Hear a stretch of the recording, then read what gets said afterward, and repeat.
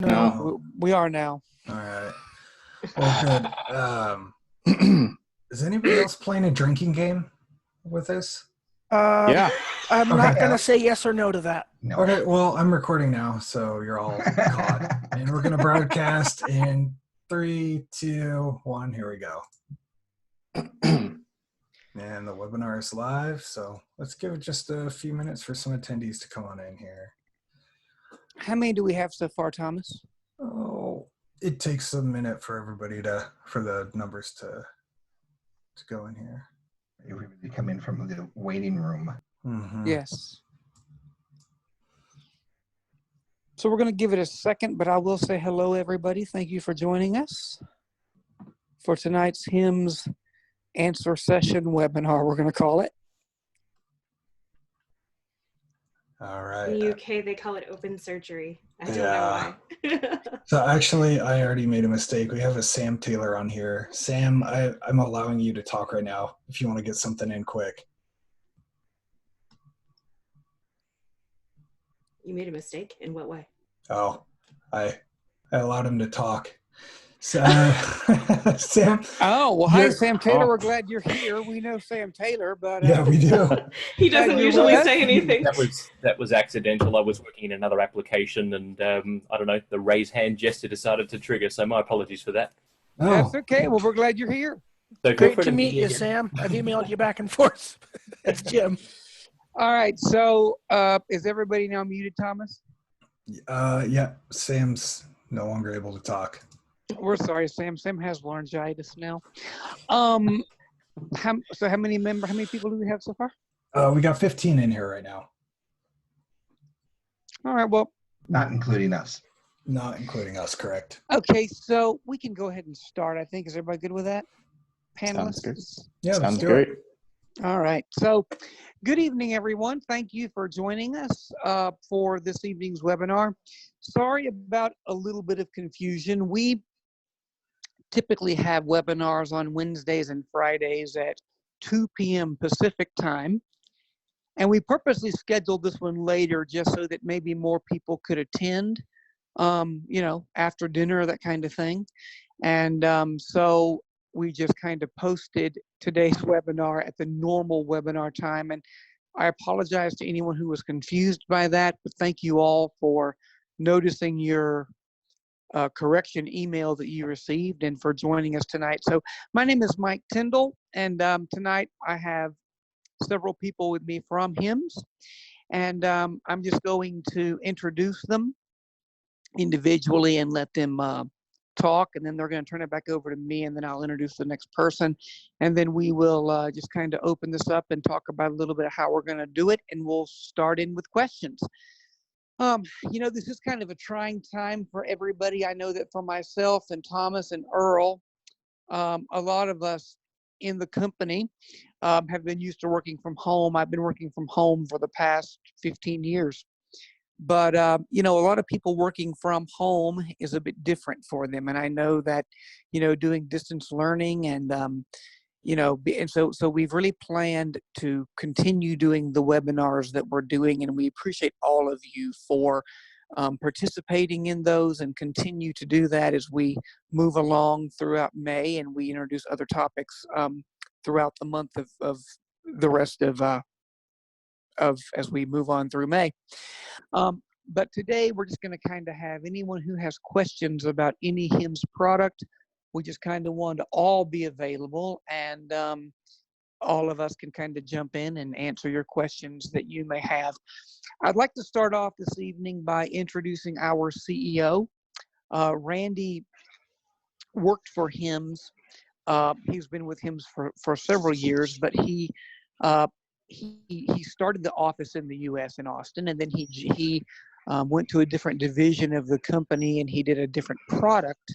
And he just came back to us late December, early January. And you may hear some birds in the background. That is Randy's birds. We're welcoming everyone to spring. But I would like for Randy to take a couple minutes and talk to you about kind of where we are with the office, where things are going, with COVID-19, and also introduce himself and give everybody just a quick update from the CEO's perspective of kind of where we are at HIMS. So now I will present to you Randy On. Hi everybody.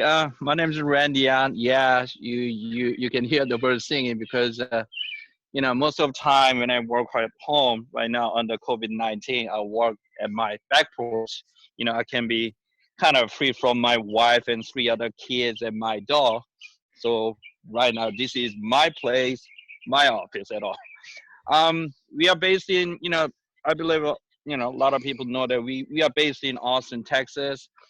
Right now, everybody's working at home, but our company is a full operation to support and also then receive orders and shipping the product for repair and technical support, everything. Just sometimes it takes a little more time than usual due to this situation. I'm really glad that everybody is safe in our company. I also hope everybody's safe in our dealers, in our customers, everybody. And thank you for everybody who attends this webinar today. And we will give you, right good answers as much as possible today. Thank you. Thank you, Randy. It's always good to hear from Randy. Randy is a definite, I really enjoy working with him. He's always responsive to me anytime I have a question or an idea. He's very open, very acceptive, and he's a great manager, and I appreciate Randy On very much. Also, today from Korea, we have with us Jenny Axler. Jenny Axler has been a longtime friend of mine. A lot of you, and she's going to kill me for saying this, but a lot of you even may remember Jenny from way back. She did a lot of tutorials for an older product way back called Level Star. And the icon was the machine, and she did a great job with that. And then she worked in Austin for a long time. And then our parent company, Selvis, found out what a wonderful person that Jenny is and talked her into moving all the way to Korea.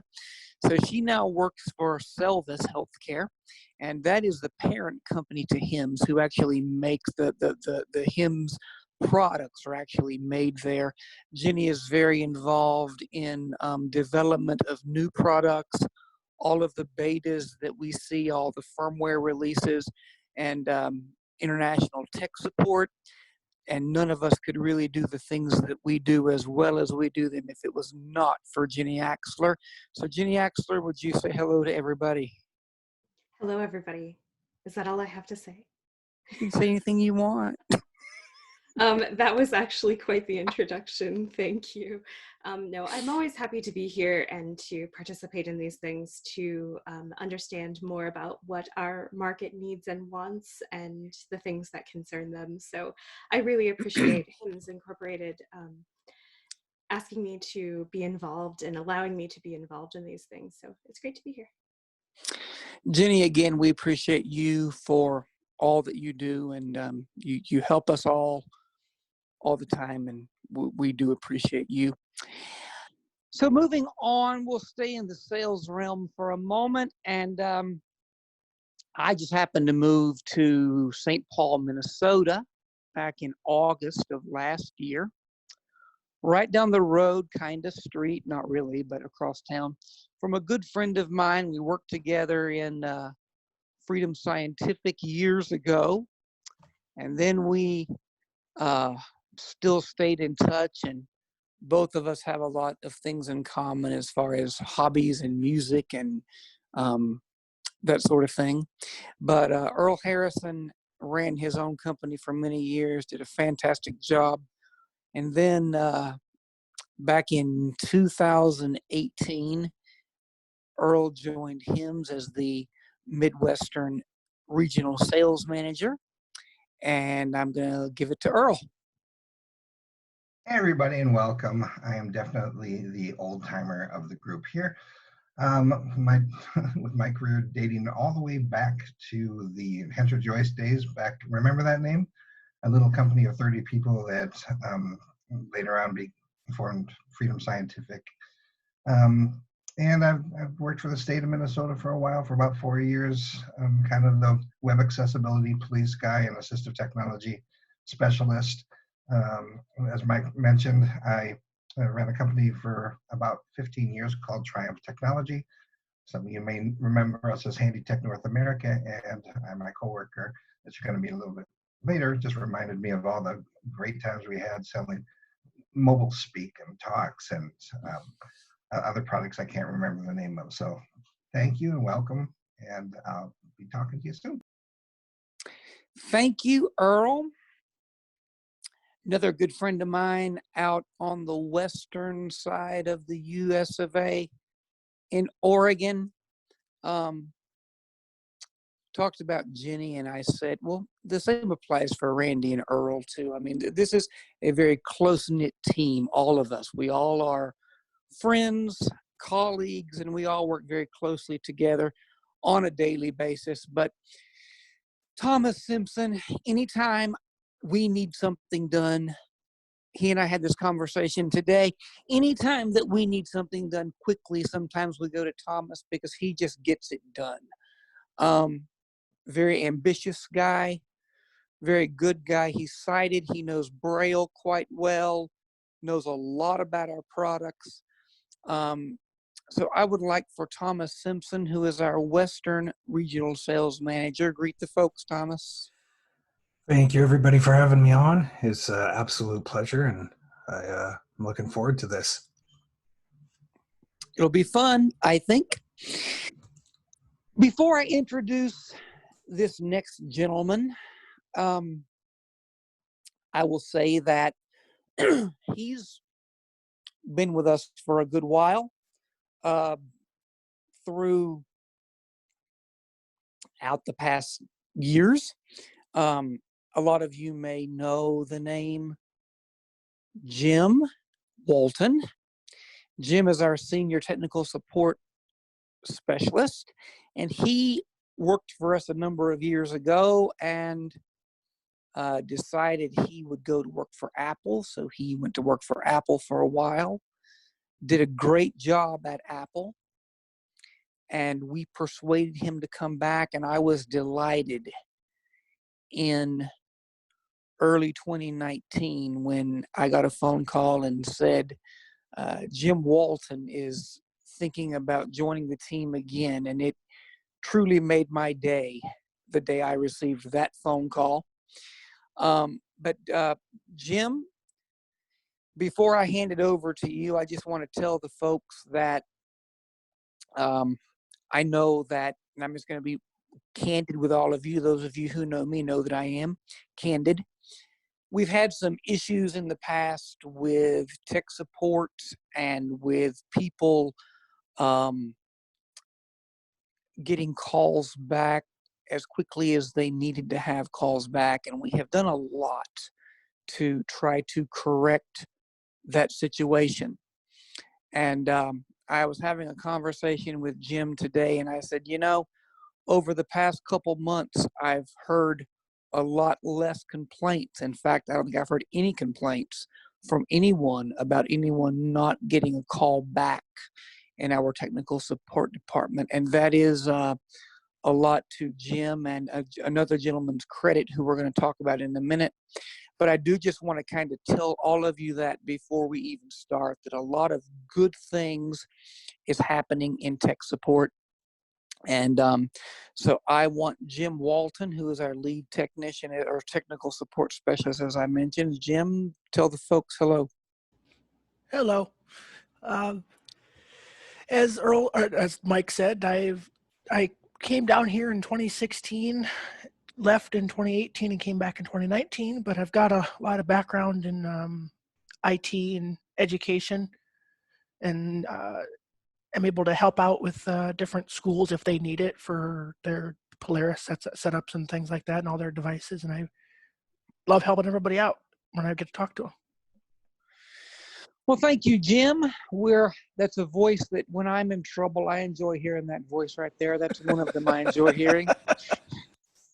But, you know, as I said, a lot has happened in tech support, and I will say that we are continuing to only make it better. One thing I do want to mention is that we have made a little bit of changes in the way that we are taking tech support calls to still get them. So make sure that when you call in, two things I want to say.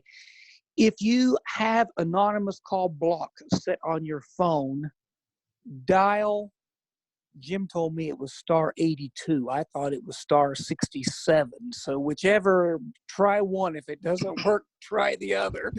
I thought that star 67 was the unblock for anonymous call block. Jim says it's star 82. Yeah, so, it's star 82. But if you do, okay, he still says that. But if you do have your anonymous call block turned on, turn that off, because sometimes that comes in as just an anonymous call. And so, just to make sure that your calls do come through. Also, make sure that you're calling. The two numbers I'm going to give you now is 888-520-4467. Again, 888-520-4467, or 512-837-2000. Again, 512-837-2000. Those are the numbers that will get you HIMS technical support, and feel free to call.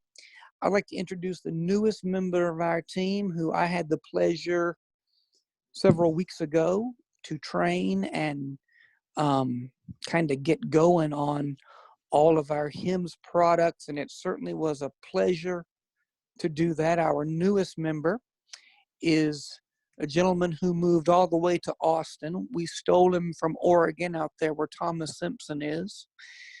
But I would like for Chris Brunenberg to say hello and introduce himself.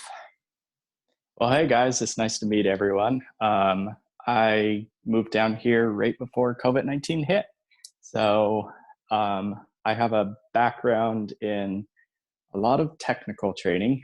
I used to work in social work, so I think that teaches you a lot of patience in life. But I definitely enjoy helping everybody solve their technical issues that they're experiencing. Jim and I are definitely trying to make it our goal to make tech support the best that we can do. But it's nice to meet everyone. One thing I'll say about our technical support department is that Chris and Jim have been friends for a good while, and Chris and Jim certainly work well together. And I remember way back when I was very involved in escalation tech support at Freedom Scientific, I always loved walking in the support room and actually seeing camaraderie with our staff. And I think that when you work as technical support, the team has to be solid. And I can certainly say that about these two guys. They work well together, they have fun together, and they enjoy doing what they do. So just before I turn it over to Thomas to do the moderation of tonight's presentation, I would like to say to all of you, Thomas, how many people do we have in the room at this point? We got enough. We've got 21 attendees. 21. Okay. Well, I was seeing if it was like 50, 60 something. Okay. So we have 21 people. So not a ton of you. But I still want to kind of go with my initial idea, in that let's have everybody who has a question at least ask one question. And then if time permits, we can open it up to anybody who wants to go more than once. If you want to raise your hand and have Thomas unmute you, he will unmute you, and then you can press Alt-A to unmute yourself. And that will allow you to talk. Alt-Y is how you raise your hand.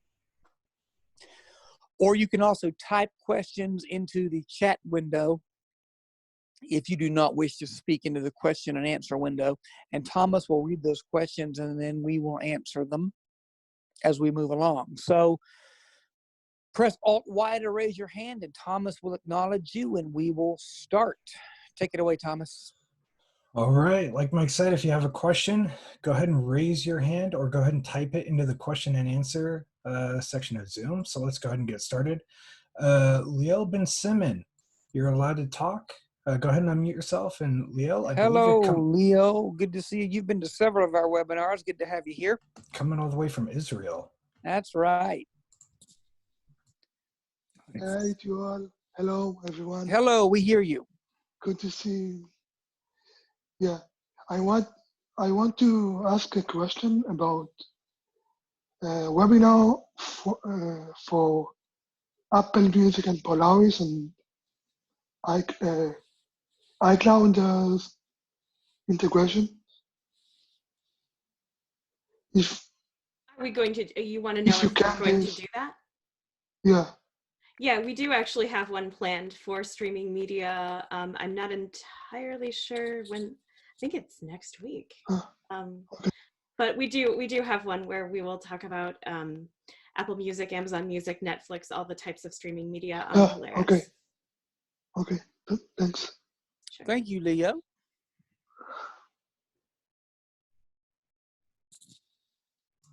All right. Up next, we have, and I'm sorry if I butcher any names, Shireen. Shireen, you're allowed Sharon. Yes. Hi, Sharon. You're allowed to talk. Go ahead and unmute yourself. Okay, hi. There you are. First of all, from someone who used to work with him back in Oregon, welcome to HIMS, Chris. But what I really want to say is, what app do I download onto my Polaris to? I just ordered an ebook from Amazon. It's going to drop onto my Amazon Echo on Friday. How do I get that in Braille on my Polaris? I've tried searching Kindle in the App Store and I mean the Google Play Store, and I don't seem to find the actual Kindle app. Am I missing something? So I can actually, Go ahead. Go ahead.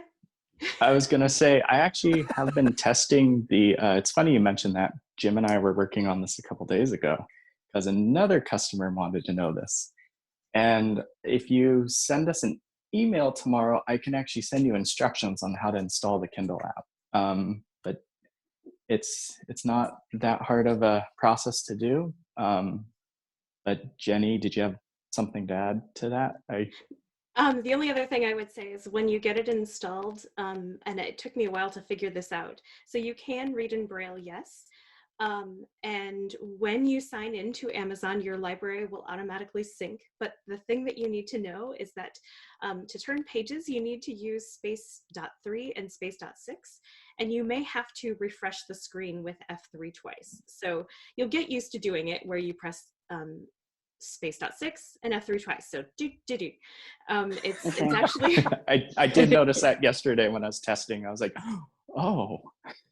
Yeah, and it seems complicated. Yes, that's, you have to make that sound too, you know. But no, it seems a little bit complicated when you hear about it, but once you start doing it, it actually doesn't take any time at all to do that. So anyway, that's how it works, and I honestly have not a clue how I figured out that Space 3 and Space 6 works. It's not consistent with our screen reader, but it works both in Amazon Kindle and Google Books, both of them, actually. So. Well, as long as I figure it out, that's what matters. And I hope the whole Google, I don't know, I was there for the webinar where you told us about two-fact Gmail and HIMS. Hopefully that's just as simple, and I just need to buckle down and do it. I still haven't done that. Sharon, if I can say to you, and I'll say to everybody here, if you do buy a Polaris, I'm going to say May, June, you do get an hour of training at no cost if you choose to do that. And Sharon, I know that I still owe you some time, so. I need to get back with you. You were probably waiting for me last week, and I wasn't going to say that publicly, but yes, I was, and that's totally fine. But I do still owe you some time. So if you want some time to sort that stuff out, I still owe you some time. So call me. Okay. If I may, just since you mentioned the 1 hour of complimentary training with the purchase of Polaris, I might as well just go ahead and do a little preview of the Absolutely, you wrote it, yes. The May and June promotion not only includes an hour of complimentary training, but it also includes a free product maintenance agreement for 1 year. So The free product maintenance agreement is a great value. It entitles you to an annual cleaning. And this is for any of the HIMS Braille products, the Q Braille, the Polaris Mini, and the Polaris. Gives you a loaner should yours need to come in for repair. And what else does it give you? Oh, I think it actually gives you a one-time accidental damage waiver, physical damage waiver. No questions That is asked. true. It can only happen once in the life of the PMA, but that actually made me do a double take when I read that. So that's And I will also great say value. that to anyone who's thinking about doing this, I mean, think about it. You have your year's, normal warranty, plus we're extending that out. So, it's a very, very good deal for the money. So, not to do a sales pitch here, but if anyone's kind of on the fence and do I really want to do this, take advantage of it. I don't mind Sharon, doing a thank sales you. pitch. Just let me know if you need any more sales pitches. I'll be happy to step up. Absolutely, Earl. And we should point out that's a US only thing, where we can't speak for what other dealers are doing in other countries. Uh-oh. I forgot to mention that. You're right. That is Yeah. a US only deal. See, that's why we're a team, see? So if you are international and you want to know about promotions, etc., you should contact your regional dealers. So for those of you in Israel, that will be Highsight. I know we've got someone from Australia, but he is part of the dealer staff, and that will be Pacific Vision. I think, I'm not sure if we have anyone from the UK here today, but that's Sight and Sound. So please make sure, and if you're not sure who your local dealer is, of course, you can email us at sales@selvis.com or info@selvis.com, selvas.com, and we'll be happy to let you know who that will be. Awesome. Thank you, Jenny. All right, up next we have John. John, you're allowed to talk. Go ahead and unmute yourself. Can you hear me? I'm pressing my space bar. There We you can, go. but maybe a little closer, John. Lean up to that mic. Closer. Oh, you know what? That's good. There you go. Yeah, you go. You're good. I got to hold the mic close. There you go. Okay. My question very simply is, can I type in 8-dot Braille? Oh, yes. I know that you use the chord U to U plus space to enter a capital letter, but I like pressing, .7 with A to get capital A. So there's two ways that you can handle that. Okay. We do allow you, in addition to space U, you can actually press space backspace. So if you're in 6-dot Braille and you still want to do that, you can. So just add space to it. And 8-dot Braille on off is actually the first option in the global options. So you can also switch to 8-dot Braille rather easily. So, Jenny, just to clarify, if he has 8-dot mode turned on, would he just press backspace A, or does he still need to add the space bar? No, he doesn't need to add the spacebar. Then it's the normal 8-dot patterns. Mm-hmm. Got it. Just clarifying it. And then if I may ask, then what do you use for the enter and backspace key after you turn on 8-dot Braille? You know what? I actually don't know because I never use 8-dot Braille. I think you add space to it. But no, actually, no, I don't think you have to, because when it's by itself, it works as it should. So I think it's just in conjunction with other stuff, it changes. I think the hotkeys, you have to add space to them, but so for example, if you're using Enter C, you would use Enter Space C. But as far as typing, you should just be able to use Enter and Backspace. And honestly, I never ever use 8-dot Braille, so I'm not an expert in that at all. And a lot of people in the US don't. Yeah, there's a difference between computer Braille and 8-dot Braille, right? Braille. Yes, Mm-hmm. yeah, there is. And John, if you're still there, I'm just curious for myself. Are you primarily writing in computer Braille? What are you using 8-dot Braille for? Or are you Really? using 6-dot Braille and you just like doing the capitalization with .7? I am. It's really 7 dots that I'm using. I'm not Okay. really using 8, but Okay, nobody's making a 7-dot Braille. It's No. just that I like. It's just that I like the capital letters done that way. That's Okay, basically all. I'm actually going to suggest that you stick with 6-dot Braille, but use the space and backspace instead of just backspace.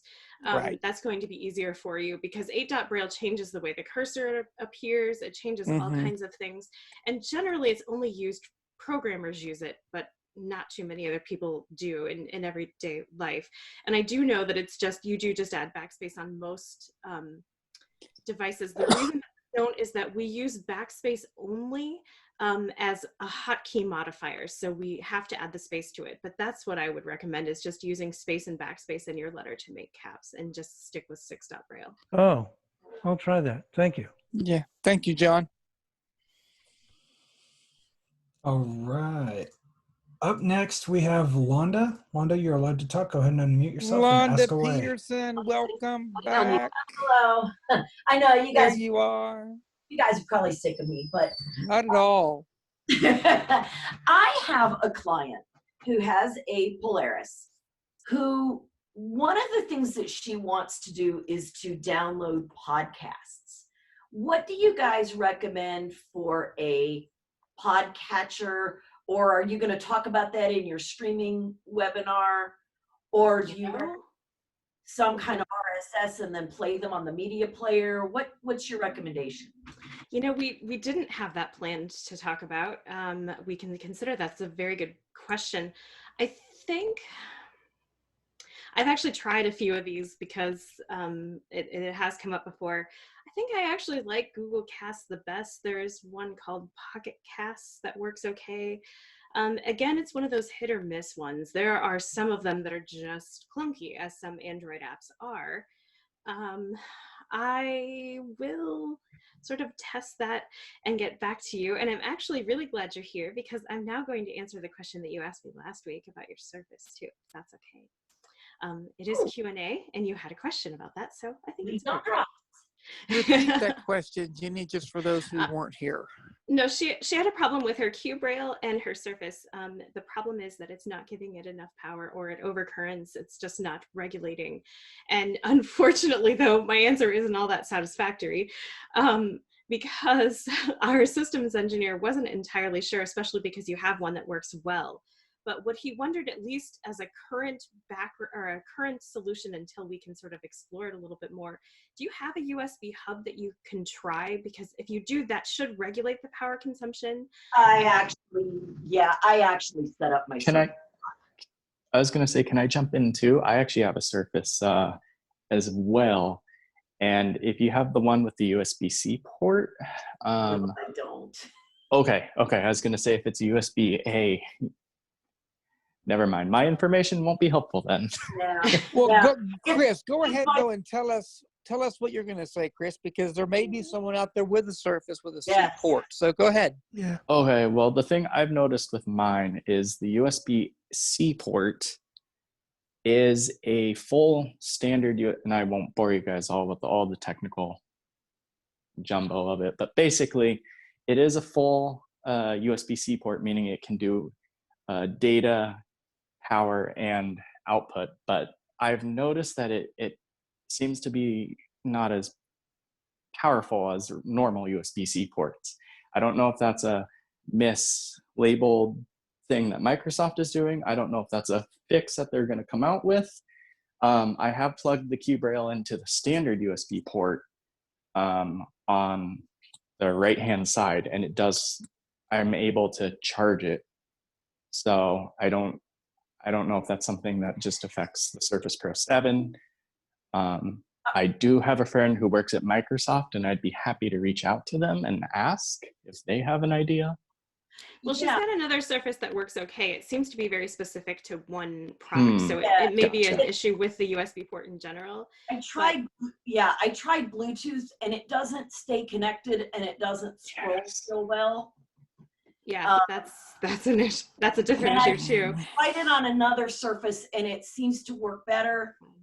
So now for work to be efficient, I just set up my dock, and I have a long USB cable that I can get. I was going to say, I do know also that the old Surface, whether it's the Pros or the laptops, I do know the wireless card they put in them is a little finicky at times, the Bluetooth card. So Yeah, and I had the same problem with my old Surface too. I couldn't get our products to stay connected either, or sometimes even for it to see it. And Yeah, I have a Pro 6, so. Well, I shouldn't be too old. I yeah, will reach out to my friend at Microsoft and just put a bug in their ear, because Yeah. they do have an accessibility department there. Yeah. I will. It's funny, Chris. You have connections at Microsoft, and I have connections at Apple. See, Now there we we just need go. someone- There we we need go. Google. We just need I have Google. connections at Google too, actually. There you go. So. All right. Well, HIMS has my email, so if you get an answer, Okay. I don't- Yeah, I'll I don't definitely. wanna We'll put it shoot you on an public- email for sure if we hear I don't want to anything. put it on a public forum, but you guys have my email. In fact, Yes. Yes. Sure. But yeah, I was just curious because I use Podcast Addict for Android, and I thought that might be, she needs things simple. I thought that might be a little clunky. A little, yeah, I want to say that I tried that, and I think it probably will be a little clunky on Polaris.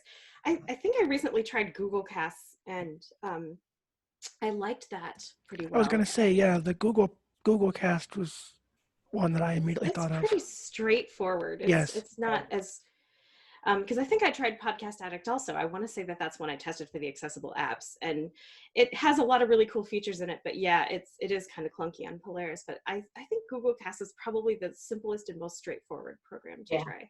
Okay. I didn't know if you guys had like an RSS that would download them and then let her use the media player that's on the Polaris.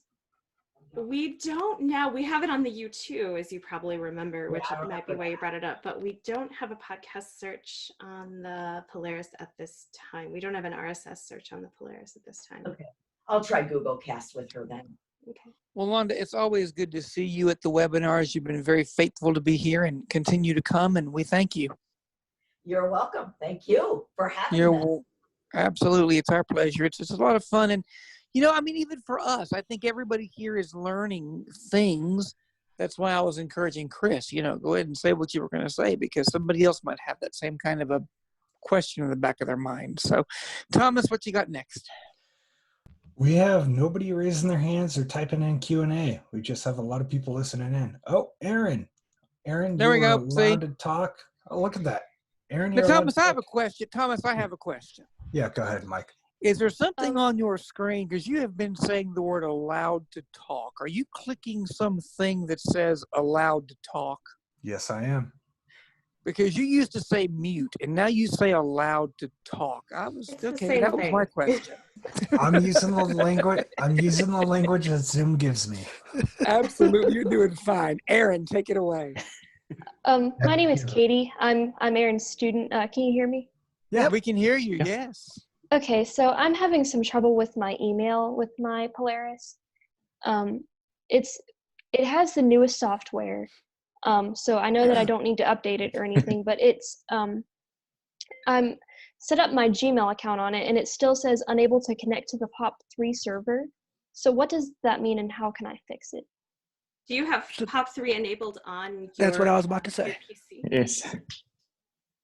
Yeah, we all know this is the same question. We all have the same answer. Have you gone onto your PC and checked that Pop3 is enabled? My PC? Yeah, probably. You can get to it on Chrome on the Polaris if you want to try and do that. It's a little bit easier. So you basically need to log into your account with a web browser, and then go to your settings area and check that you have Pop3 enabled. My guess is that it's not. Would I be able to do that? Would I be able to do that with an iPhone? You should be able to if you want to use Safari, sure. All right, thank you. Did you have any other questions there, Katie? No, I did not. I was just wondering about that, so thank you. That is very good. You also want to make sure that less secure apps is checked. There's going to be a little checkbox that should be checked. Unless, yeah, unless you have I've the already done two-factor plenty of- authentication. Actually, what I was just going to say about this is actually a common issue, and there are different configuration issues. I would suggest that if it doesn't still work, call tech support and let them help you troubleshoot it. All right, well, there are several different things that can be a factor there. And Katie, I'm going to go ahead and jump in here. If you have the option to use something like IMAP, I recommend that you use IMAP instead of Pop3. I do too. I'm not sure. I'm almost positive. So Google, is this a email address through a school or? No, this is my personal email. Okay, so Then you can use IMAP. And is it who's who's hosting the email? Gmail. Gmail? Yeah, Oh Gmail. yeah, it's Gmail. Okay, it's a personal Gmail account. Okay, yeah, Yes. you're definitely gonna have the option for IMAP, and I 100% recommend that you use IMAP, because otherwise you're probably gonna find some emails missing between devices. Okay. And again, Katie, I mean, this is and not to at all minimize what you're saying, because this is something that is very important. Do not struggle with this. It is not worth you struggling over. If you do not get it resolved like tomorrow, give Jim and Chris a call and let them help you. All right. Okay? Thank you. All right. You're welcome. I actually sort of want to disagree with Thomas and all that about IMAP and a Now, kids. I am going to. No, let's hear it. The only reason, no. I think it's situational. Because for me and my personal account, I actually don't need it across devices. I want it only on my Polaris, and when I download something, I don't need it again for my personal account. No, it's totally different for a work or school account, I think, because I think you use. So I think it depends on your situation. If you don't plan to use it anywhere except on your Polaris, I think it's fine to use Pop3 if you want, or if it's a situation where when you download it, you're okay with it being gone, and for my personal email, I don't find that I keep very much. So I think it's really a situational thing. And again, tech support can explain more about the differences between Pop3 and IMAP. But if you don't need to sync across devices or don't want to, you can use Pop3 if you want. Okay. Ginny is reading my mind, but Chris, not to put you on the spot, but I know you're good for it. So give us like a 45-second difference, just because there may be people that do not know. I know you said Either Chris, of but you, I've got Jim. one. Go, Jim. So Pop3 is just like you walking to your mailbox, grabbing your mail, and walking back in your house.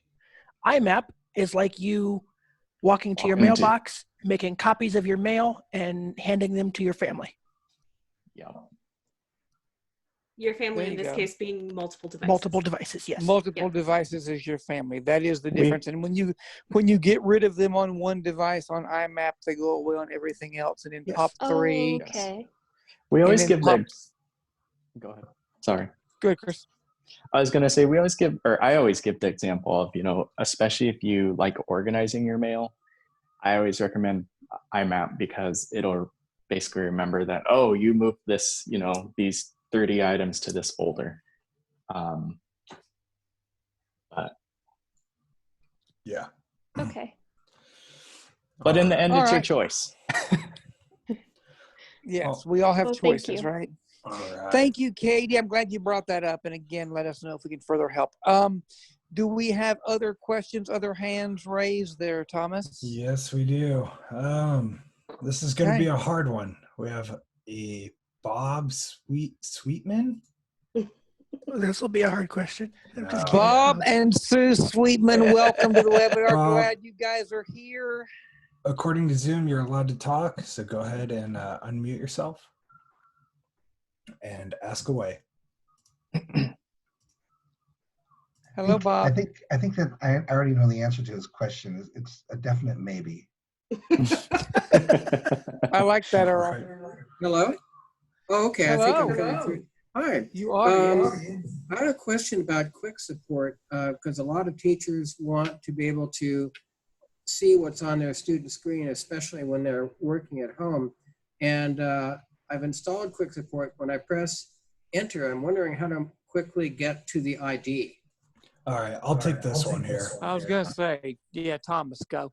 All right, so Bob, what you're experiencing is not an issue in terms of navigation. What you're experiencing is an issue of TeamViewer Quick Support generating an ID, because what happens whenever you log on or whenever you open up the TeamViewer Quick Support app, it needs to connect to the TeamViewer servers.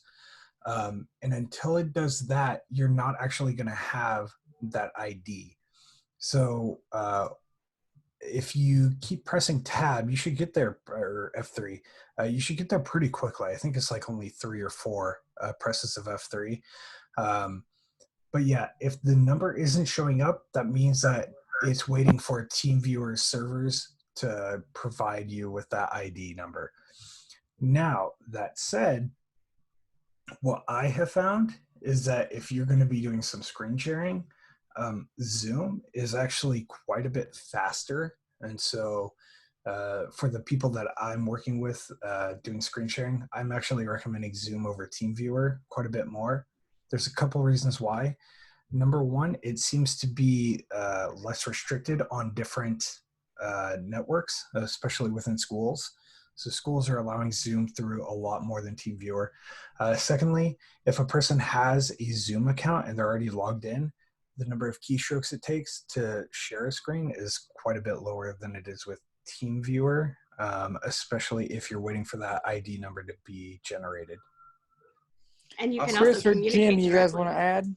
I do want to point out that I have noticed, or I have heard of customers, or specifically schools, coming to us sometime later after they start using Quick Support and finding out that they no longer can use it because TeamViewer has decided that they must pay. So if you have access to Zoom, I would definitely try that. The other advantage is you don't have to have two forms of communication. Right. Whereas if you're using TeamViewer, you might have to call them on the phone, etc. Whereas Zoom, you get both. You get the screen Exactly. sharing and the audio communication right there together. So. And actually, one other thing, Bob, I found that depending on the school, if you're talking about schools, I have found that TeamViewer requires certificates to allow the authentication of the sharing, probably 10-1 compared to Zoom. I've only found one place that actually needs a certificate for the network. And if Awesome. I can continue on from that, I know several TVIs who are actually using Zoom.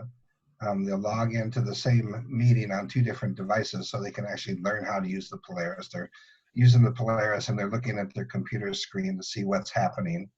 And this is a very effective use of it. So with Zoom, you've got the use of, you can meet, with Zoom meeting is free. For 2 participants, you can go as long as you want.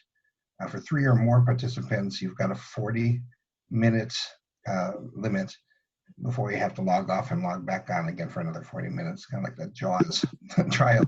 But $15 is pretty cheap. $15 is pretty cheap for a monthly subscription. I've been using it for a couple of years, and I think it's the best thing going. Around here, we call Earl the Zoom king. He's loving Zoom. Go ahead, Jenny. I don't know if this is true. I haven't tested it out, but I have heard that they've relaxed the 40-minute restriction right now during COVID-19. I think that's right. They did relax it for now. So I don't think that it's limited, right? But just that'll be temporary. I don't know what relaxing means. Relaxing can mean a number of things. Hey Bob, if you want to go over this more in depth, you can give me a call tomorrow and we could go over it in depth. Does that sound good? Awesome. Thank you very much. Awesome. Well, thank you, Bob. It's always good to see you and Sue. And actually, we have other hands. Before we go on, I just want to let people know, Bob Sweetman is the HIMS dealer down in the Southern California region. And Bob and Sue Sweetman, if you are down in Southern California, they're excellent dealers. And I highly recommend that you work with them because they are some of the best dealers that a company like HIMS could ever ask for. They know the products better than just about anybody else. So, and we also always have good times when we see Bob and Sue. Usually a glass of wine to be had or something. Unless he's asking a technical support question, because then we know it's a real issue. Yeah, there is that. Yeah. It's true. When Bob comes to us, it's actually a real problem. This is true. This is so Absolutely. true. Yes. Yep. That is definitely true. Yes. All right. Good to see you. John, you're ready to go. Go for it. I'm back for seconds. John's number 2. Yes. Yeah. I want to see control characters. I know it says you can do it, but I haven't seen them happen. Only in Braille documents. Oh, Yes, only in Braille documents? that's right. Interesting. At least for the moment. Oh, because I'm a geek and I like to see I understand. all the strange characters. All right, thank you. Okay, sure. And John, if I can ask, where are you calling from, or are you here in the U.S.? I'm calling from New York. New York, okay. New York City. Very good. Well, we're glad you're here. Yeah, I am too. Well, it's a voice I've never heard before, so I'm glad you're here. I'm new at this. I'm a new. I've had a Braille Edge for some time. Can you hear me? Yes, you are still I've had a here. Braille Edge for some time, and then I decided I wanted to try the Polaris. So You know what? I just realized something. You said something about wanting to see the characters, and I realized you might be actually asking a different question. There is an option in the settings in the word processor to view format characters. You can turn it on and off. By default, it's off. So if you turn it on, that may give you a little bit of what you're wanting. And that's actually not related to Braille documents. It applies to all documents. So I'm not sure that will half answer what you want, I think. It doesn't answer the entry part. That, like I said, it only happens in Braille, but you can actually see the format characters if you want to. very nice. Is there a way to skip blank space? Like, for example, as you move by paragraph, you go to a blank space and then to the paragraph and then to the next blank space and then to the paragraph. Yes, there's a setting for that in the options. So you can turn it on or off. In global options. Yeah, in global options. All right. Hang on one second there, Thomas. Just before we go on, I just want to say, because John is fairly new to some of this, you're asking some very, very good questions. Would it be helpful, John, if I reach out to you sometime this week and you and I have a conversation about some of the things that you're trying to do? Because I know that it's not, something that is totally common to what most people do. Would that be helpful to you? I think so, but if it's in the manual, I'll find it. Okay. Because I was going to say, if you were comfortable with it, if you felt comfortable, only Thomas can see it. If you felt comfortable putting your phone number in the chat, he could share it with me and I can give you a call. Maybe I could call you. You could call me. Mike, the world has my phone number. I'll just give it to you because the world has it. Oh. Let me know when you're ready. Thomas wants to say something. Mike, we have his email address, so I'll provide it to you, and you can reach out to him. Does that work for you, John? Email sounds fine. Okay, good. Email's fine. Good. Very good. And I just, I'm offering that because a lot of what you're doing is not just, something that a lot of people do. So let's dive into it together. Thank you. Very good. All right. Other questions, Thomas? Oh, we've got a few. Good. This is going to be another fun one. Lalo, you're up. Okay. Yes, from Israel. No. Lalo is not he's from LAUSD. Oh, Lalo. Yes. Lalo, got it. Hi, Lalo. Hey, Mike, how are you? Thomas? Well, now I know that voice. And Earl, I've spoken to all of you at some point or another. And first of all, on Thomas's comments regarding the Sweetmans, ditto, and ditto. Great people to work with. And, they paid you. I know they did. Well, the only payment I get is when I go by their booth. They always have like a basket full of chocolate. So absolutely. The only thing I get from them. And I'll bet you $10 that's Sue and not Bob. Probably. No, Bob is too involved with demonstrating technology. Sue is a social person there. Yes. Not that Bob is not sociable. They're both great folks. Absolutely, they are. So, with Los Angeles Unified, we have never gotten Team Talk to work because of the server issue. Even though we try to get an ID to log on to Team Talk, it never comes up, no matter how long we wait. So LAUSD, I think, our option, and I was just thinking about this last week when you guys had the presentation on Zoom. I was thinking that this is going to be a much better option to work with students and TVIs throughout Los Angeles Unified anyway. Lalo, yeah, I think you're going to be absolutely correct on this. So I work directly with the folks at TeamViewer in their German headquarters, specifically about your case. And it was a restriction on your network. So it's your IT folks that are essentially shutting it down. Zoom. Yeah. We're a huge district, so getting to the IT people is such a pain. Yeah, Los Angeles is a tiny little district. But I believe that Zoom is going to be just fine, despite it being less secure than TeamViewer. So if you've been following the news, Zoom had some security issues. They've done some updates. If you do have Zoom, I highly recommend that you update the app 100%. And that will take care of pretty much 99% of the security issues. But yeah, go ahead and switch over to Zoom, and I believe your teachers, your administrators, your TVIs should be able to view the screen of the Polaris from your students just fine.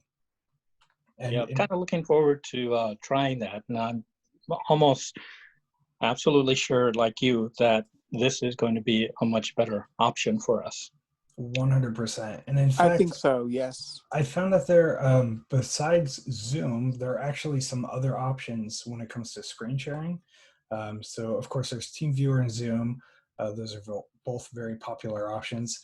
One of the things that I found that works quite well when it comes to chat communication is actually Discord.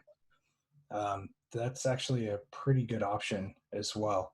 I know it's used for people who are into video games, but that is a good option as well. But yeah, I highly recommend that you try Zoom, and if that doesn't work, we're going to find something for you that does.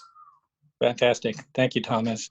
I do have an observation, a question, and maybe go for it real quickly. First of all, I did try to set up my Exchange email and was unable to set it up. I'm not sure. I'm pretty sure I have the URL correct. I don't know if you guys could give me any tips on that. What are you using for the URL? Yeah, what are you using for the URL? What kind of account is it? It's an Exchange account. Right. Is it Google or Microsoft? Excuse me. It's Microsoft. Is it 365? It is Microsoft. So it's typically it's going to be Office 360. I think it's Office365.com. Office365.com, and then you'll put in your username and password. I just put in Outlook.com and it works. No, I was testing it at least with the personal accounts. I don't know about business accounts. Yeah, this is a personal account. Okay, give me that one then again, Chris. I believe it's outlook.office365.com. Okay, because according to the information I found on our web page, it's supposed to be mailbox.lausd.net. Oh. They might have a custom domain. They might have a custom I'm wondering if they're having domain a with like domain custom. and they're locking something down. Okay. Okay, so I need to follow up with maybe the IT department on that. On that same account, my password has an exclamation mark. Uh-huh. How do you reproduce that on a Polaris? Because 2346 is the exclamation in computer braille. If it's in 2346 in computer braille, but in UEB it would be 323. 235.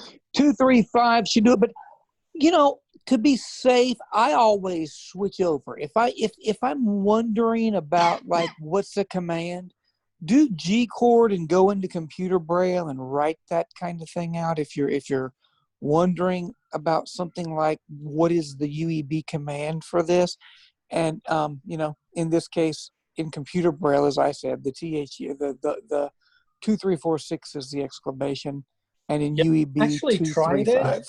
Hey Lalo, in UEB it is 235. Yes. In UEB. Right. Okay. So it's a regular exclamation. Which is the standard, yes. Mm-hmm.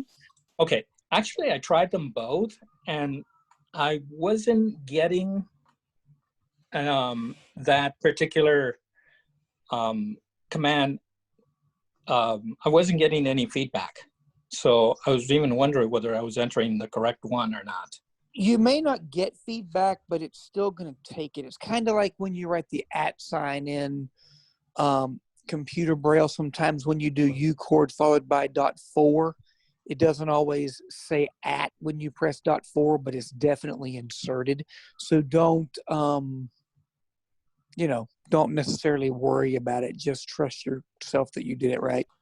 Okay, well, those are good suggestions that you gave me, so I'll give those a try. And certainly, Lalo, reach out to us if Ginny, did you want to add? Yes, you can press space R to have it repeat what's currently displayed. You can press space R twice to have it spell it out for you. So got it. Thank you. Thank you, Jenny. Last thing, the Polaris has an, and I forgot the name of this port in the back. It's like the radio. Infrared. IRD. Yeah, infrared. IRD. Where do I find information as to how do I use that? How do I program something? It's basically only used for remote control access. You can download Android apps. I think I used one called AnyMote Smart Remote that worked well. It's not something that we have really done any development with. It is something that we thought could be useful. Other note takers had. It's difficult at this time to sometimes find universal remotes that are accessible. So it's one way to sort of access the remote control aspects of devices that you have. I could actually control my Samsung air conditioner here in Korea with it. So it's probably not something you're going to need in schools very much, but it's right. Just no, and that's what I thought. But personally, like here at home, let's say if I wanted to program my garage door opener or something, is that something that could be done? If it's infrared, I don't see I was going to say, I'm not sure. Yeah. If it's infrared, yes, but it'll generally, some of these universal remote devices, it'll search for compatible devices that are in your house. So you can figure out what works and what doesn't. Terrific. The mentioning that IR port brought back memories there, Lalo. I remember about 15 years ago sitting at Freedom Scientific and lining up two packmates together and beaming files from one to the other. Yeah. I mean, we used to do that all the time. I remember printing with an IR port. That's how we made them work. I remember printing with an IR port and a printer in middle school. Yep. Yep. Line them up. Well, thanks for the trip down memory lane. Thanks for the. Hey. Always. Carry on the good work. Okay. Talk to you guys soon. I remember tormenting my then teenage son. He's trying to turn the television. I was turning the channels on him, innocently sitting on the couch using my Pac-Mate. Yes. You would do that, Earl. Poor guy. All right, let's go ahead and get to some of the Q&A questions. All right. Can you find out how many print pages are in a PDF? I'm on the Polaris. How many print pages? So Jenny or not really. Because it actually converts to text on open. So it's not going to tell you how many print pages are there because it's not actually reading. Once it converts to text, obviously it's going to give you information on the text pages. So unfortunately not. That's not really something we've been requested to do. Anyway, no, unfortunately not. No. Okay. Okay. That's good to know. The person that asked me that question, can you send me an email tomorrow and I will tell you how to do it from your PC? You know who you are. All right. The next one is from, let's see, hold on real quick. How do I administrate this? Randall, you are allowed to talk. Go ahead and unmute yourself. Hi, Randall. All right, Randall. Oh, you were unmuted. There you go. Go ahead and talk. Press Alt-A, Randall, if you're on a Yeah. PC. No, Randall's unmuted. Go ahead and Randall, and go ahead and speak. Might be a microphone problem. It could be. Oh. We're not hearing you, Randall. All right. So the question is, I've been looking at new products and I noticed your website is pretty hard to navigate. Are there any plans to update it? Thomas, you want to take that? I think this might be a Randy question, but It might be, yeah. Yes, we are aware of some of the navigation issues that are happening on our website. We recognize them and we understand the technical hurdles that are causing them. Actually, we're going to be doing an accessibility audit pretty shortly, and then we are going to try to fix those issues. So, and actually, I want to bring up this question in particular. So people who bring questions like this, it's not always an easy question to ask, right? Especially if you're relying on assistive technology to get information. So if you have a question like this, even if it's uncomfortable, even if it is something that you are not 100% sure if it's just you, bring it up, because if you're having that issue, other people are having that issue, and we want to fix these issues. Good point, Thomas. And you know, I've always said, all of you who know me as I roam around the country and run my mouth, I always say, no question is a dumb question. If you have it, your neighbor probably has it too, so ask it. And you know, sometimes the more input that we get about a specific issue kind of lets us know, okay, this is not just, you know, one or two people. This is a true issue that we need to look at. So do not ever be afraid to reach out. And not just that, even if you're providing feedback that is uncomfortable or is negative, it's always good to provide that feedback, because I can assure you that other people are having that same experience, right? So if it is uncomfortable for you to bring it up, be brave, bring it up, and we can address it. And I can guarantee you that HIMS as a company, we want to address it. Bring it to our attention, please. That's very true. Other questions in the chat or other hands raised? Yep, we have a couple. Let's go ahead. Stuart, you are allowed to talk. Is that Stuart Lawler or a different Stuart? Hi guys, it's Stuart from Sight and Sound. Stuart Lawler, good to see it is Stuart you. Lawler. Thank you very much, Thomas. Oh, I wait, really no. appreciate that. Oh, I thought I was muted. There you go. We do that in Ireland all the time, Thomas. It's okay. You can get it back, you know, Stuart. Guys, I just wanted to say I've listened to last number of your webinars, and you're doing a great job. I just wanted to come back on 2 points. Firstly, in relation to Jenny's mention of Zoom and the extension of the 40 minutes, and we've seen that over here as well. And it seems to be a bit sporadic. I've heard of some people getting 2 hours and some people getting 45. So I suppose use with some caution. And the other thing that came up over here, a couple of schools said to me they can't use TeamViewer, but they're using something called Blizz, BLIZZ, which apparently is also made by TeamViewer, and I haven't tested on Polaris yet, but it may be something worth if you wanted to have a look at for screen sharing. But I like the idea of using Zoom. We haven't done that over here yet, so we'll probably try that out. So that's all I wanted to say. And great job, and keep up the great work. It's always good to see you, Stuart.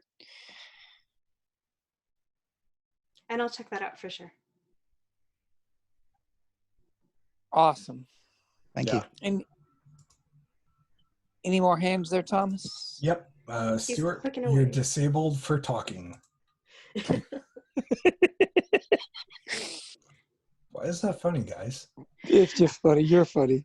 You know, it's one of those things that you can actually control human action. You know, I used to try and point, speaking of remotes, I used to try and point my remote at my sister and say, I'm turning you off, but it never worked.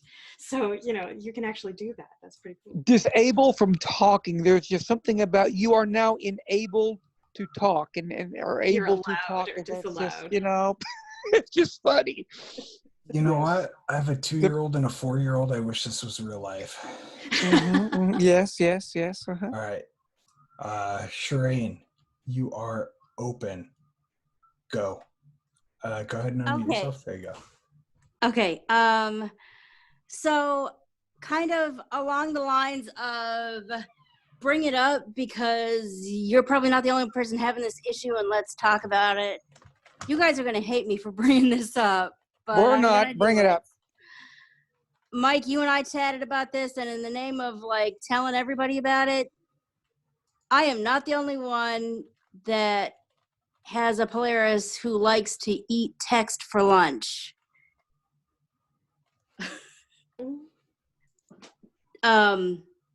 As in like you'll be writing in the word processor or somewhere and wait, where did some of my text go? So for that issue, this is something that we worked on heavily for a while, and then we introduced the notepad, and it's sort of difficult to reproduce because a lot of people are just using the notepad because of they don't really care about a lot of formatting and stuff like that. So if you're just writing text, there's no reason to use the word processor. Use the notepad and you will not have this problem. If you need to format, we do still, of course, we want to fix this. The problem is we're just not getting a lot of feedback on it. And it tends to be an extremely specific issue, like something very, very specific causes it. And so... and you guys haven't been able to nail that, so it's a sneaky little fly that just keeps eluding the fly swatter. Well, actually, a little bit, yes. That's a very good way. That's what you and I talked about, that fly swatter. I remember that one, yes. Yeah. But it's hard to know how to answer that because, yes, of course, if you have any idea what happens, please definitely let us know. If you don't, there are some logging. Again, let's have you talk to tech support about this. There are some logging possibilities where we can actually get a log of like the last minute of activity, and we might be able to catch it that way, especially if it's something that you're okay to share with us. I understand all documents, you can't do that. But we do have this option in special circumstances where you can actually log the last 1 minute of activity so we can see how it happened even after it happens, which is really cool. And what we would like for you to do at that instance, Sharon, or anybody else who, if you find something that is reproducible, you can do step 1, step 2, step 3, and this happens.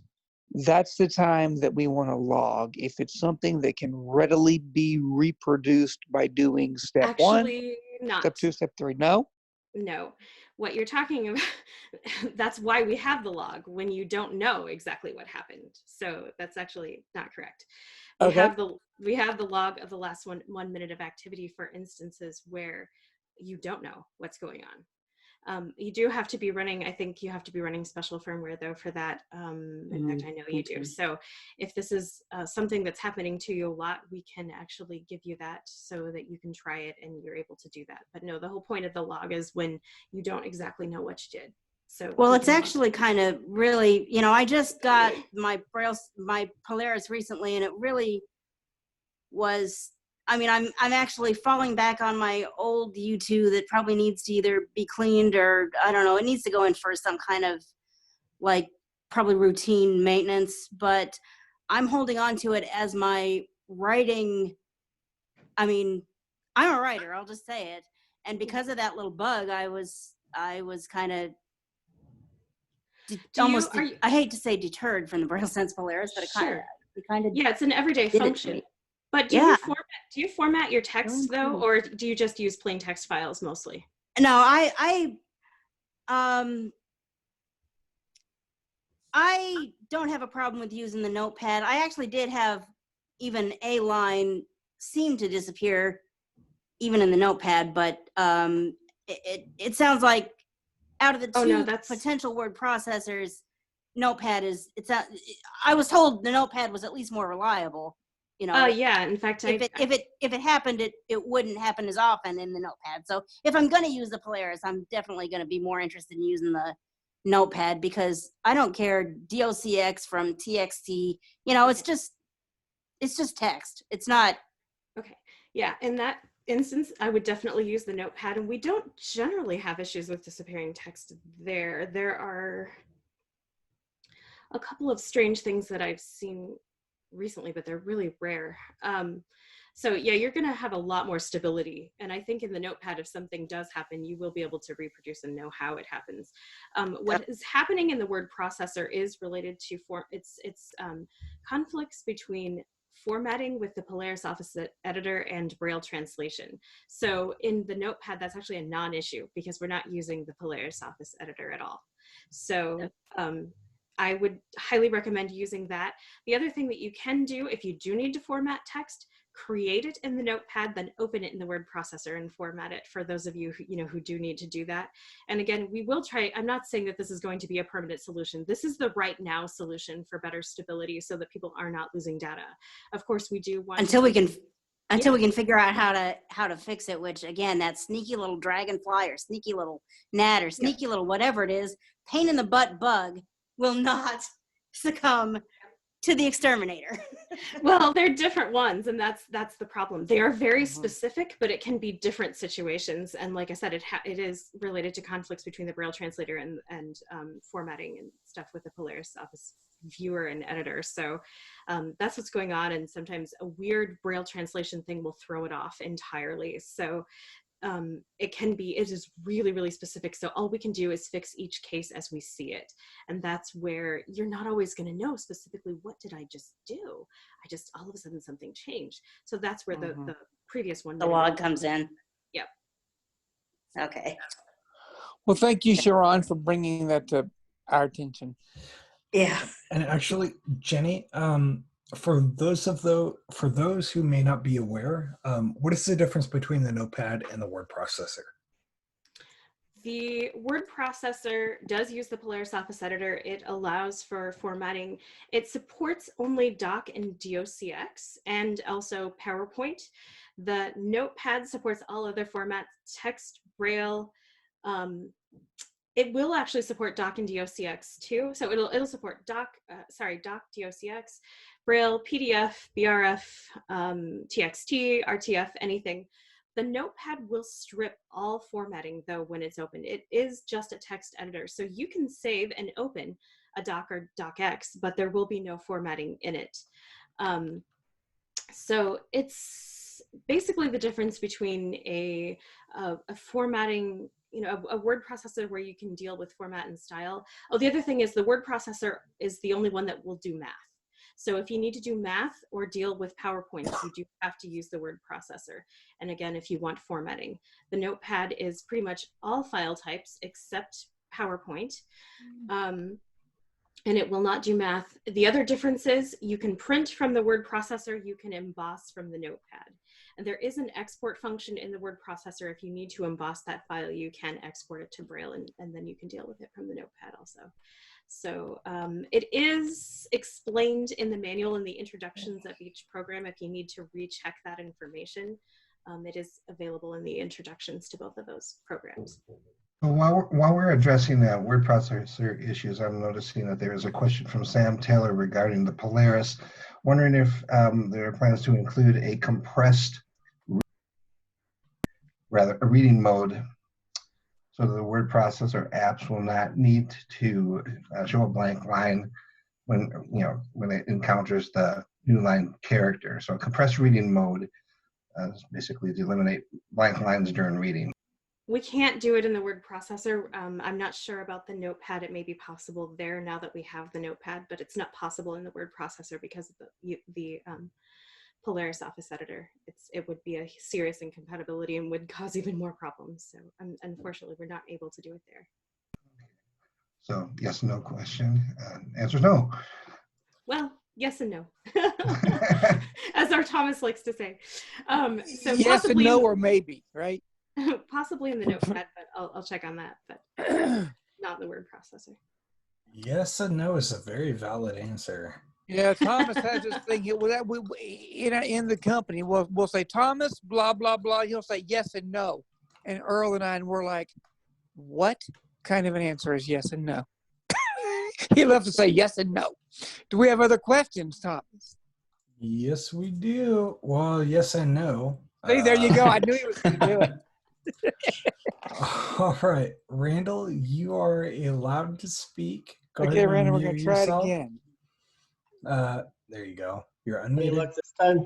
Yes, you got it. Yay! I had the amount wrong. That's what I get for not being set up. I don't have anything else. Thank you for answering the website question.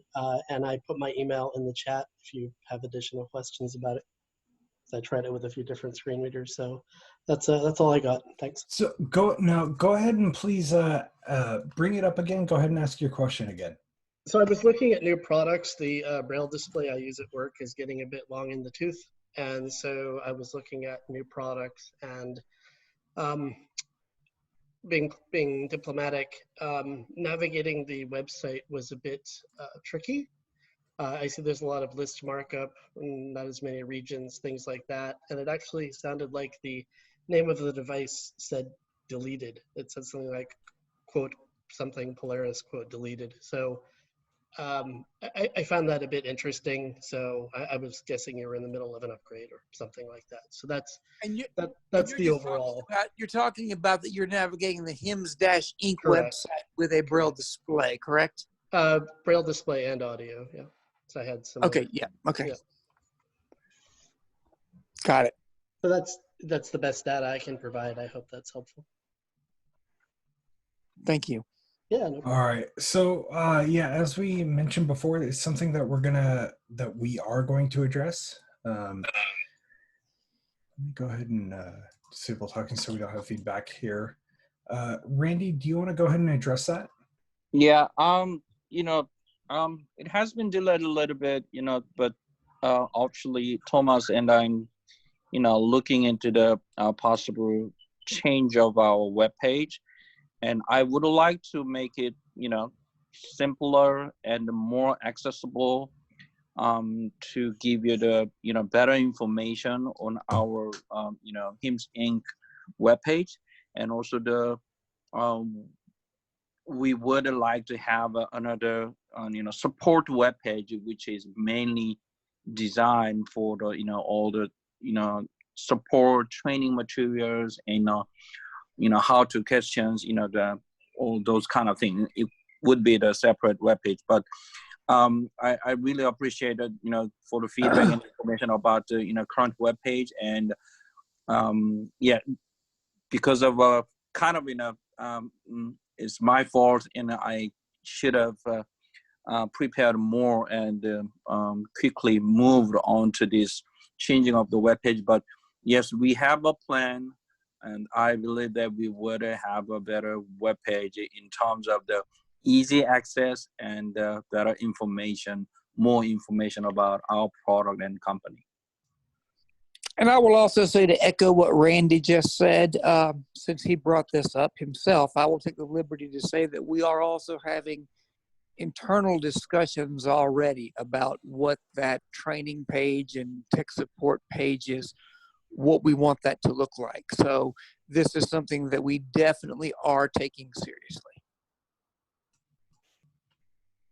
All right. Up next, we have Hope. Go ahead and hello, Hope. Hope, go ahead and unmute yourself and go ahead and ask your question. Hello. Hi. Hi. So my question is, I'm a student, and sometimes teachers will they'll try to send me worksheets in an email, and I'll open the email and I'm able to download the attachment, but for whatever reason, I can't write in the attachment because whenever I try and backspace in the document, all my text disappears and the Braille sense basically freezes. Ooh. We're going to need a sample of one of those files. I can't Okay. say that I know specifically what that is. What type of document is it? Is it a DOCX? It's a DOCX file. Okay. Yes, if you could email support one of those samples, that would Yeah, be definitely. We could definitely take a look at that. Because like I'll try and write in the email, like in the attached document after I've downloaded the attachment, and whenever I try and erase like the lines that the teachers put in for like that are blank lines, and I'll try and make it easier for me to read the file, and my Polaris basically freezes. I don't know why it does that. That I don't know definitely if it's a shouldn't bug be or happening. Yeah, I'm sure it is. It's probably something specific to do with some of the formatting in the file, but if we can see it, we can fix it. And okay. just That's what also I to was be- thinking, but Also, to be sure, Hope, are you running the latest version of the software? Did you do an update within, say, the last 3 weeks? not within the last 3 weeks, but the last time I tried to do it, which was a really long time ago, it did not work properly. So I don't know if it's fixed now, but So why don't you maybe give tech support a call and let's see exactly what version you're running, and let's make sure that we get your Polaris up to date. But as well, yes, and also send them one of those files. But let's talk to them, and let's make sure that your Polaris is up to date. okay. And Hope, is this your Zoom account? Yes. Okay, so we should have your email address. Okay, Yes, that is my email address. great. Thank you. No problem. Thank you, Hope. Other questions there, Thomas? Yeah, so Hope. Yes and no? No, it's more of a yes. Tina, you have your hand raised. You have a question? Hello, this is There you Tina go. over here in Colorado. How you guys doing? Doing well, and yourself? Doing all right. Well, actually, one of my questions you're going to answer on Friday. No, the answer is no. I think the answer is yes, but I think Okay. we have a whole webinar on Friday about music and stuff. And I have a question from a friend about what capabilities the different, like maybe the Polaris has for doing stuff with music. So I have a feeling you'll answer that on Friday, and I'm gonna send her the URL or something for that, just so she can listen too. And not so much of a question, but as far as a recommendation for the gentleman who is looking for a Braille display replacement for his computer, I'd highly recommend the QBraille. It is one heck of a nice machine to do Braille input from the actual display itself, and then to also do the function keys and all that kind of good stuff, because I love it. It's just a great machine all around. Now, we paid Tina to say that, but Tina, I have a question No, for he didn't you. I have a question for you. When you're talking about music, are you talking about physical music, like Braille music? Are you talking about consuming music or writing music? I'm not really sure. She's a music teacher, so I don't know exactly what she was wanting to do with it. She just wanted to know. So probably we're going to say writing music. And Earl, do me a favor, if you don't mind, not to put you on the spot, but since it's Friday's webinar, it's going to be a very good webinar. Tell us what's happening on Friday, Earl. Oh yeah, give us a good Yeah. advertisement.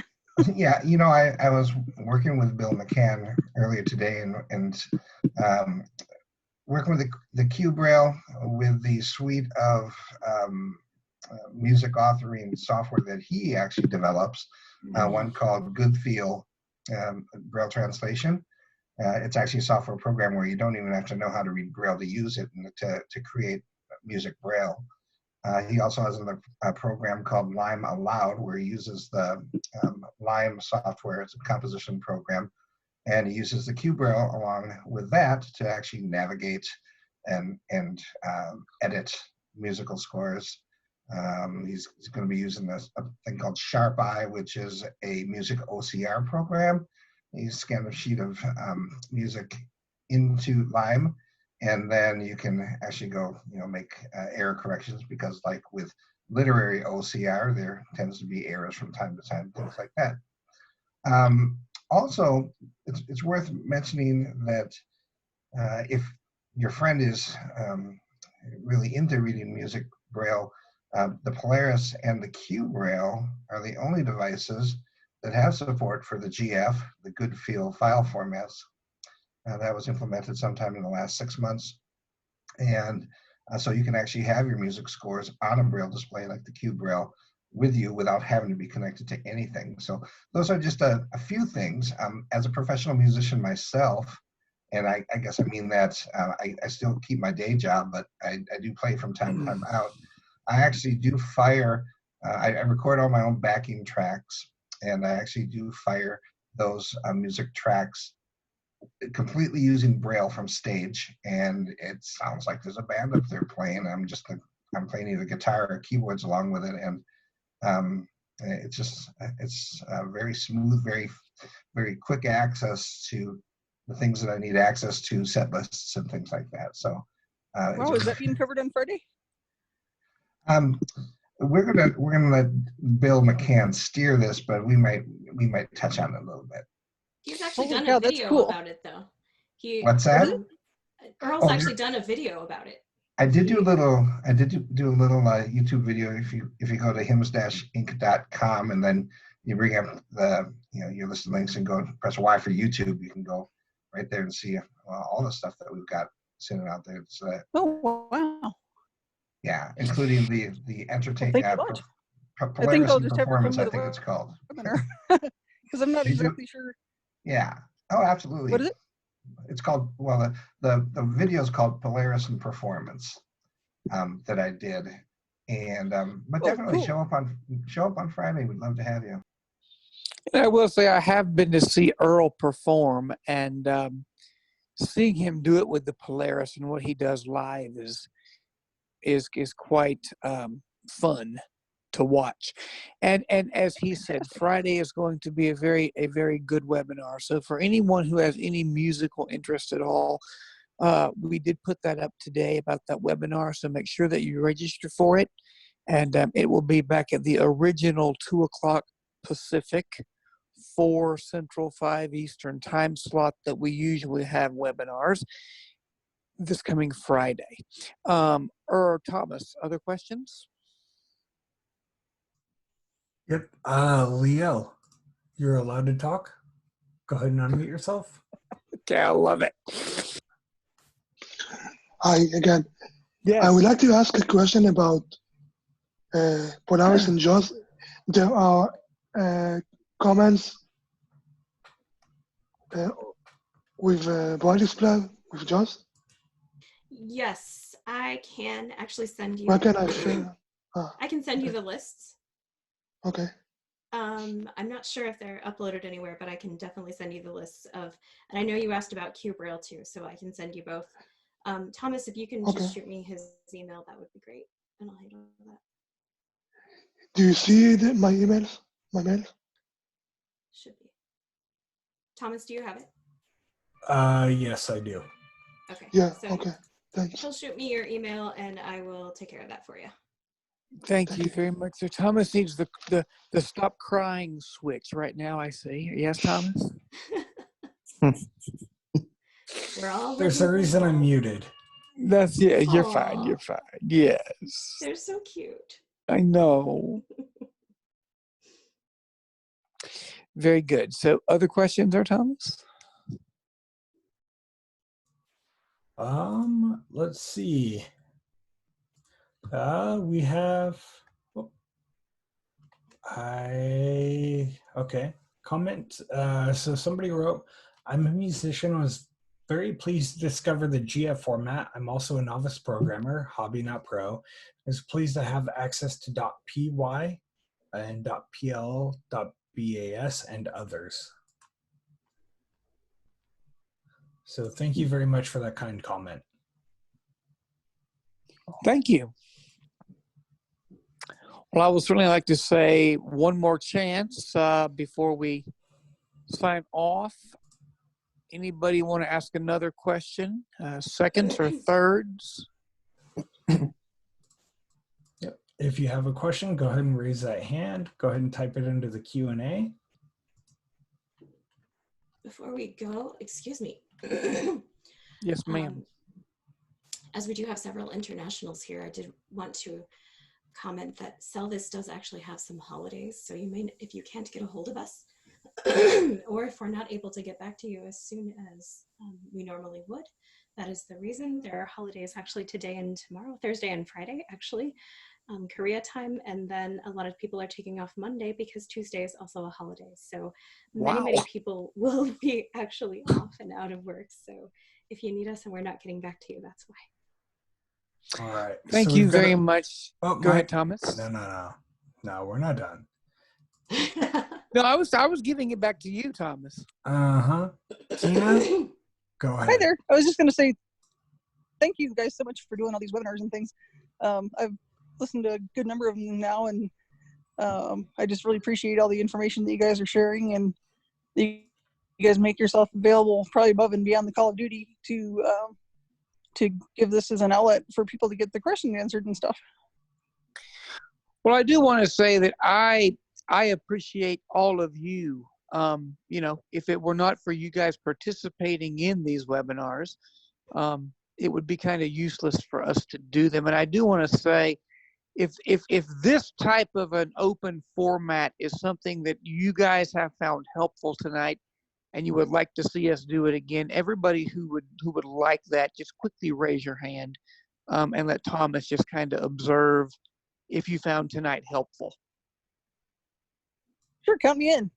I'd say maybe if you guys could even do this like every month or two, you know, just as like a, you know, bring your questions and whatever. I think we could probably generate a lot more interest, you know, given more time, and hunt down people who could join, you know.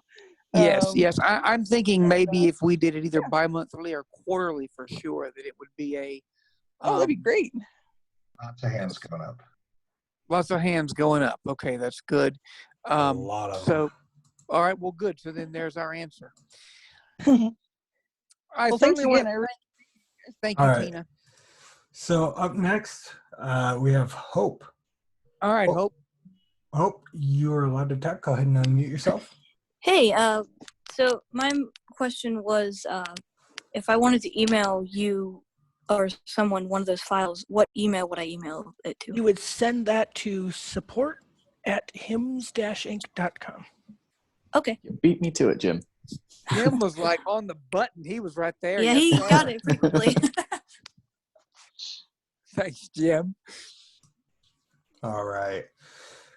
So we have Mike kind of screwed everything up. So we got a bunch of hands raised. And, Okay, press Alt-Y, please, to lower your hand. Yeah, go ahead and lower your hand if you don't want to talk. Uh-oh, we're getting more hands raised. All right. Okay. Wait, Stuart, did you want to talk? You could go ahead and unmute yourself, or maybe you got caught up in this. Let's see.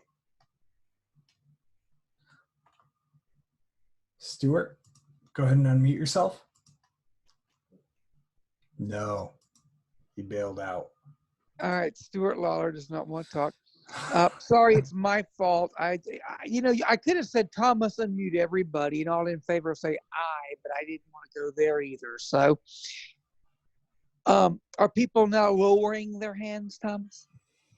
Yep, all the hands are lowered. See, there you go. See, redeem.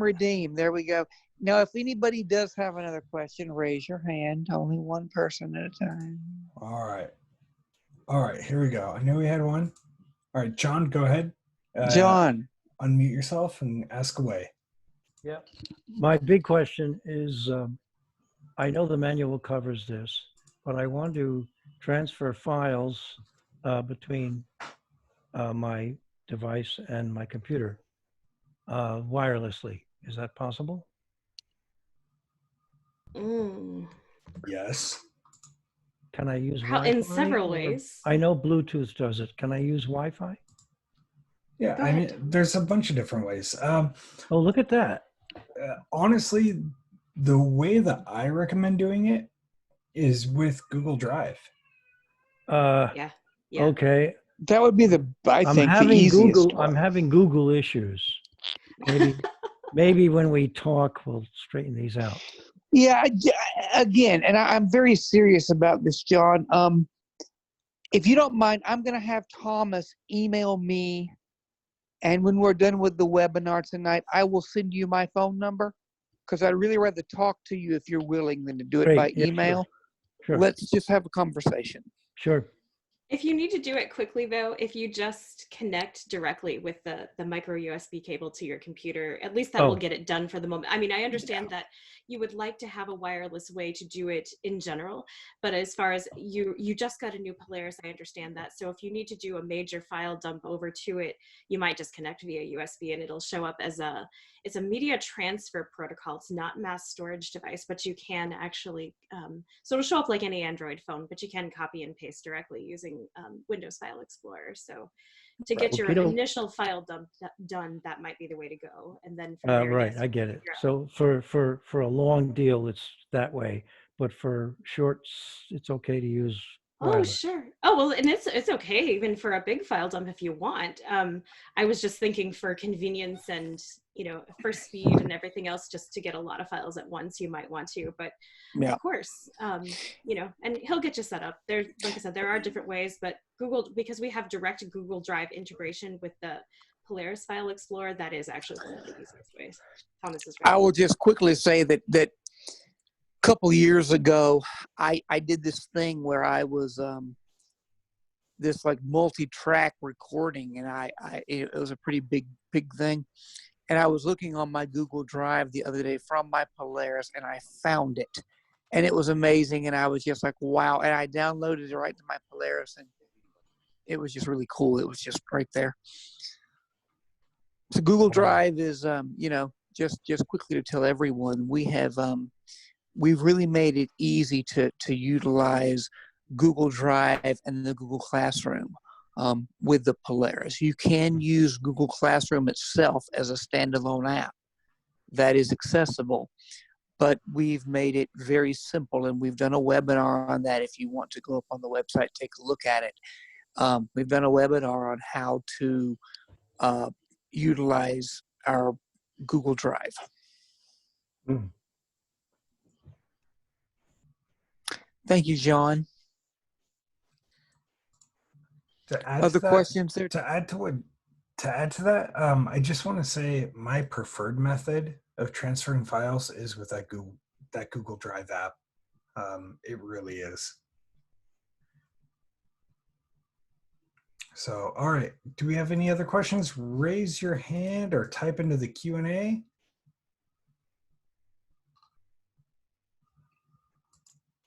I think we're there. Well, this certainly has been fun. I want to thank all of the HIMS staff. I want to thank Jenny for being with us, and all of the folks from other countries especially. Thank all of you. It's great to see dealers, great to see customers. Just very, very quickly, to get a hold of us, the quickest ways, of course, if you have technical support questions, feel free to give us a call or send us an email.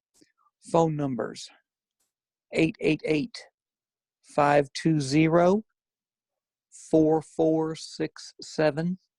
Again, 888-520-HIMS, HIMS, or 512-837-2000, 512-837-2000. And for email, you can email support@hims-inc.com. Also for sales, you can certainly email us. Earl, Thomas, do you prefer sales or info at? Sales. Sales@hims-inc.com. Again, sales@hims-inc.com.